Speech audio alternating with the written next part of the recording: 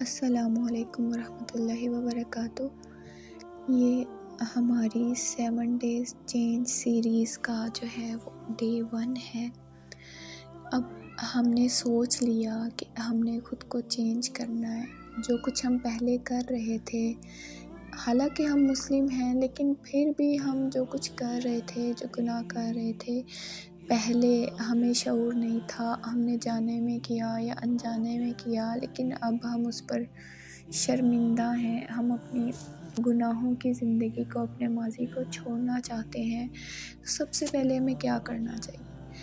پہلا کام توبہ کا ہے، معافی مانگنے کا ہے۔ جو بھی گناہوں کی میل کچیل ہے اس کو دور کرنے کا ہے۔ تو جو پہلا ہمارا کام ہے وہ یہ ہے کہ ہم نے اللہ کے حضور توبہ کرنی ہے۔ اچھے سے وضو کریں، 2 نوافل پڑھیں، اللہ کے حضور رو کر معافی مانگیں اپنے گناہوں کی، اور توبہ کریں کہ میں دوبارہ کبھی جو ہے وہ یہ گناہ نہیں کروں گی، میں دوبارہ کبھی اپنے اس جہالت کی زندگی میں نہیں جاؤں گی۔ ایسی پکی توبہ کہ جس کے بعد جو ہے وہ گناہ کا خیال بھی نہ آئے۔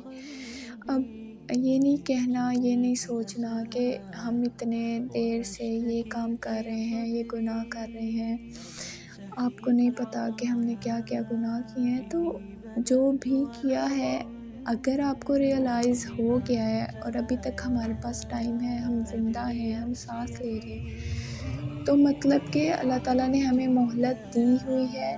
ہم معافی مانگیں اور جو ہے اللہ تعالیٰ کے احکامات پر عمل کرنا شروع کر دیں۔ تو یہ ایک اچھی بات ہے۔ یہ کہنا کہ بہت دیر ہو گئی ہے یا اب کرنے کا کوئی فائدہ نہیں ہے، تو یہ غلط ہے۔ یہ بھی شیطان ورگلا رہا ہوتا ہے، یہ ایک قسم کا شیطان کا ٹریپ ہے۔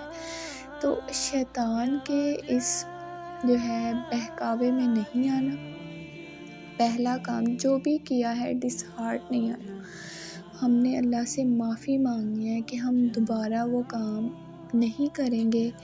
تو پہلا جو ہمارا ٹاسک ہے، یا کہنے جو پہلا کام ہم نے کرنا ہے، وہ یہ ہے کہ ہم نے اللہ سے معافی مانگنی ہے۔